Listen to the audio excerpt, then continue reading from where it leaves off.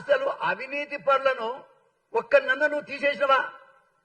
ఒక్కడి మీదనన్నా నువ్వు యాక్షన్ తీసుకున్నావా? అసలు ఎవరు అవినీతి పరులు? ఈ గుంతలతో పెట్టివాడు ఎవడు? 10% పేరు పడ్డ మంత్రి ఎవరు? కరప్షన్ లో 10% అని పేరు పడ్డ మంత్రి ఎవరు? అసలు ఈ పార్టీ ఎట్లా వస్తుంది?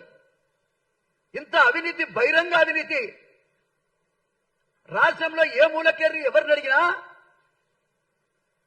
ఒక మంత్రి పేరు చెప్తే 10% అనే పేరుంది ఆయన. 10% అంటే ఆయన పేరు చెప్తారు జనం. మరి ఎందుకు నిర్ణయం తీసుకోలేకపోతున్నావు నువ్వు? ఒక వ్యక్తి ఎస్సీ అయితేంది, బీసీ అయితేంది, ఓసీ అయితే అవినీతి పరుడు ఎవరైనా తీసేయాల్సిందే. ఎందుకు తీసేయలేకపోతున్నావు? నీకు ముఖ్యమంత్రి పదవే ముఖ్యమా? నీ పదవి ఉండాలన్నా రేపు ప్రజలు నీ ఎమ్మడి ఉండాలి కదా.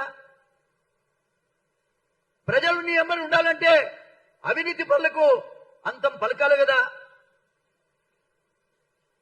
ఈ గొయ్యి దవ్వుతున్నాడు ఎవడు?